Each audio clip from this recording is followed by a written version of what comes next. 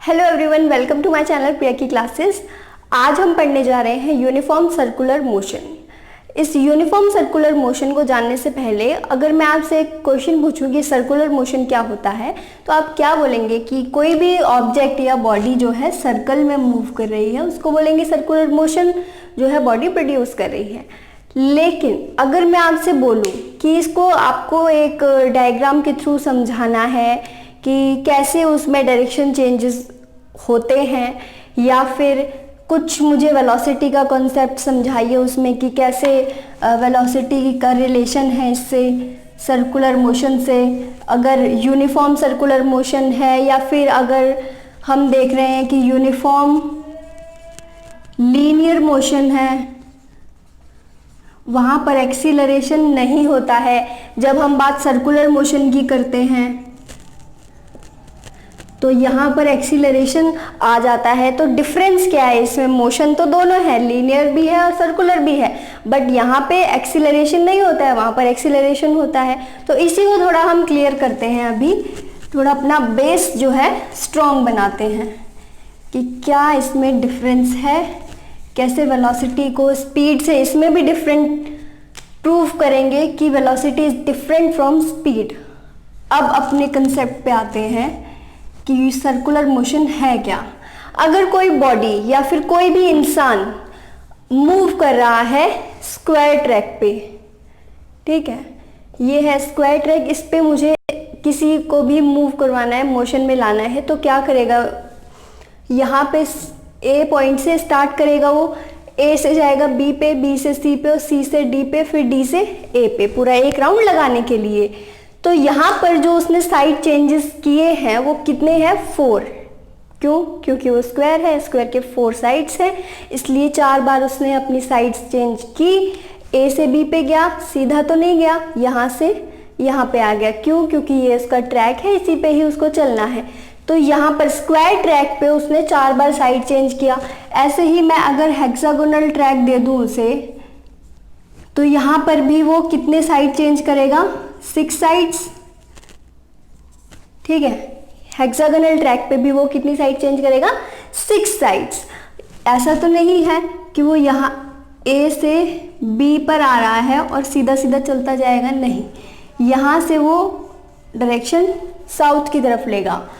जब नीचे लिया फिर उसने ऐसी डायरेक्शन ली, यहाँ से ऐसी, ऐसी और ऐसी, तब वो ए पे पहुंचा। तो उसने कितनी बार अपनी डायरेक्शन चेंज की? 6 टाइम्स। 1 2 3 4 5 6 टाइम्स उसने अपनी डायरेक्शन चेंज की। ऐसे ही आप कोई सा भी एग्जांपल ले लीजिए डायरेक्शन के लिए।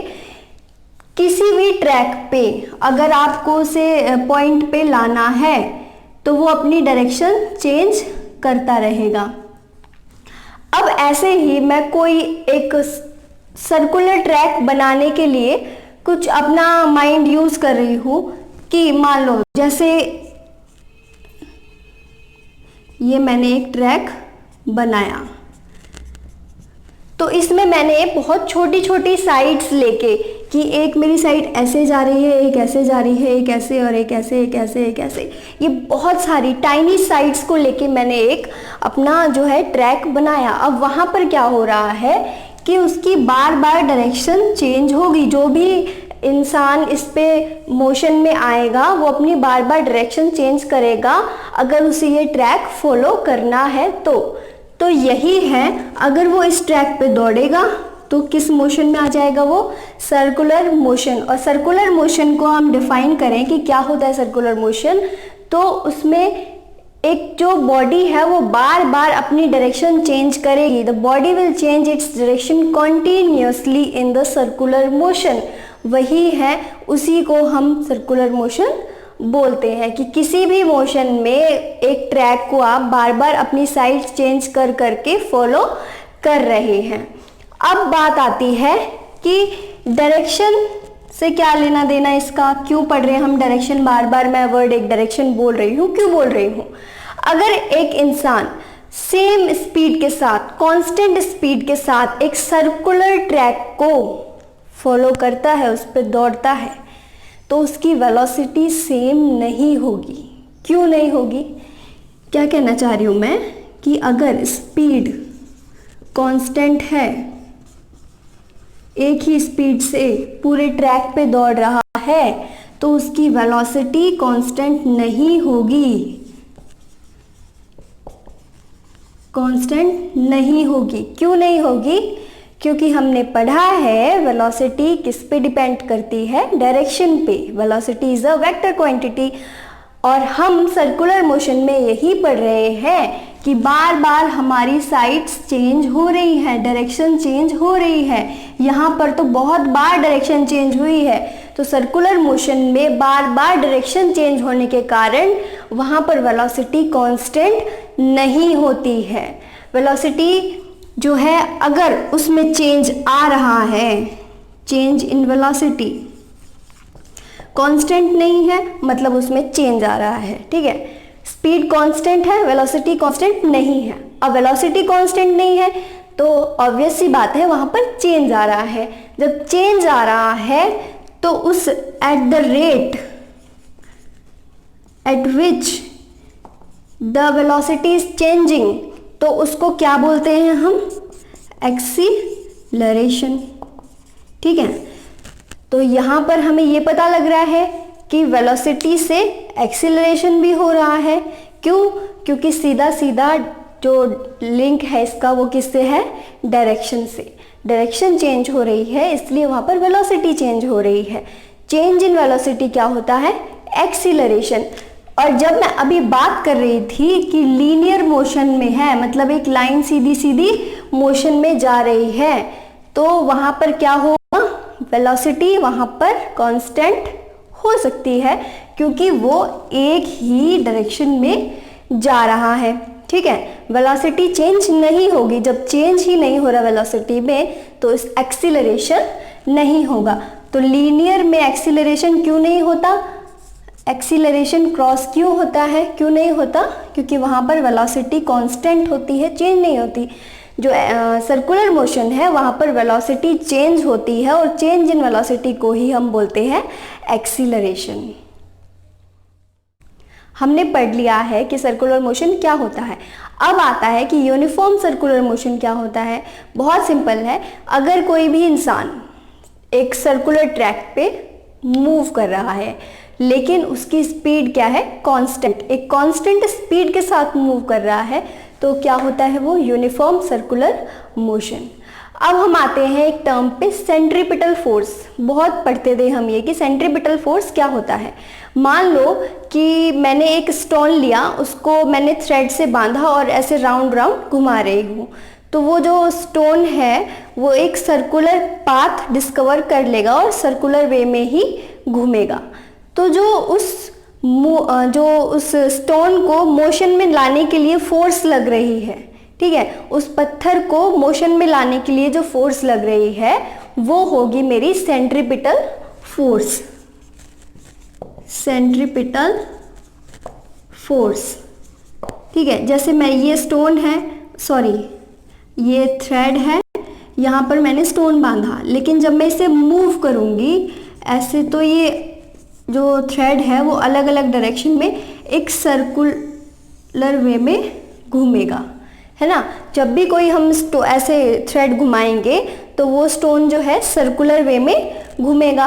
तो उस जो थ्रेड पे जो फोर्स लग रही है और थ्रेड के थ्रू स्टोन पे जो लग रही है, ठीक है, इनडायरेक्ट वे में कहाँ पे जा रही है? वो स्टोन पे। तो जो वो फोर्स लग रही है यहाँ पर स्टोन पे जो फोर्स लग रही है वो क्या होगी? Centripetal force. इसको हम कैसे डिफाइन कर सकते हैं कि किसी भी ऑब्जेक्ट को सर्कुलर वे में घुमाने के लिए हमें जो फोर्स लगानी पड़ती है वो होती है सेंट्रीपिटल फोर्स। अब इसके एग्जाम्पल क्या है? जैसे कि जो भी सैटेलाइट्स हैं वो अर्थ के राउंड राउंड घूमती हैं, सर्कुलर वे में ही घूम रही हैं, तो वहाँ पर उनको कौन घुमा रहा है? सेंट्रीपिटल फोर्स, ठीक है। और वो सेंट्रीपिटल फोर्स क्या है? वो है ग्रेविटेशनल पुल ऑफ अर्थ, है ना। ग्रेविटेशनल फोर्स जो कि अर्थ का है, उसी के द्वारा वो जो सैटेलाइट हैं, चाहे नेचुरल सैटेलाइट ले लीजिए या फिर आर्टिफिशियल सैटेलाइट ले लीजिए, दोनों ही अर्थ का राउंड लगाती हैं।